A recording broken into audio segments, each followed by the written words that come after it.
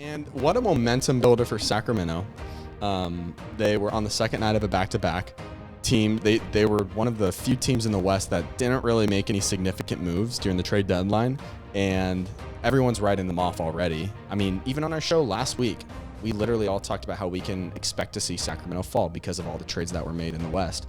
And now, I mean, that's a big statement for Sacramento to go on the second night of a back-to-back, hang with the Clippers, a team that, I mean, aside from Paul George and his minutes restriction in the second OT, they were all healthy, and except for Zubac, but Mason Plumlee was incredible, so that offsets that. Plumlee's great. Yeah, but it was just a great game. Great momentum builder for Sacramento. They got to be feeling good, honestly. I think that just speaks to the Sacramento Kings this year. A lot of people have been writing them off all year. They're just waiting for the Kings to be Kangs and drop and start losing games. But I think what Mike Brown and his coaching staff has really instilled into this team is that we're going to be dogs. And every game that we play, we have a chance to win. Yeah. I remember at the beginning of the year, Jordy Fernandez, he says, I don't give two Fs on wins and losses. I care how you play the game.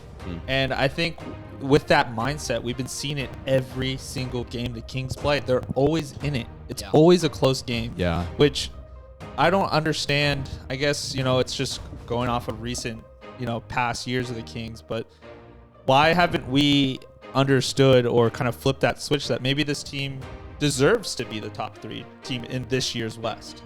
Yeah.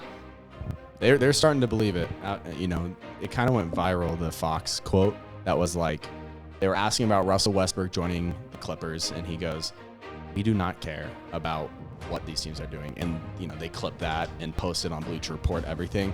But the full quote was kind of cool. It's he's saying, we don't care. Monk is saying, like, we're here now too. Like, we are one of those teams. And then Fox goes on to say, like, the part that was missed is Fox continued the quote saying, like, everyone has talent. Yes, Russ does add talent to this team, but we believe that we're up there as well. And what a mindset for a team to have. That's awesome. That's huge. Yeah, and, it really feels like there's going to be one team that has a chance of catching Sacramento at that 3 seed, and it's the Phoenix Suns.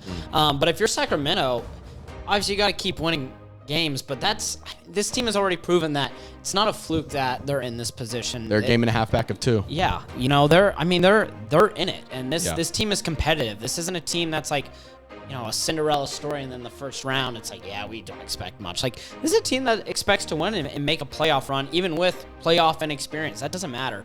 It's a very talented group, and it's a very fun team to watch for all fans in the NBA, which is great. Yeah. Well, one thing I want to touch on too is, we talk about how they didn't make any moves at the trade deadline, but you gotta know that because they didn't make any moves, the chemistry of this team, the really nucleus of this team is still going strong.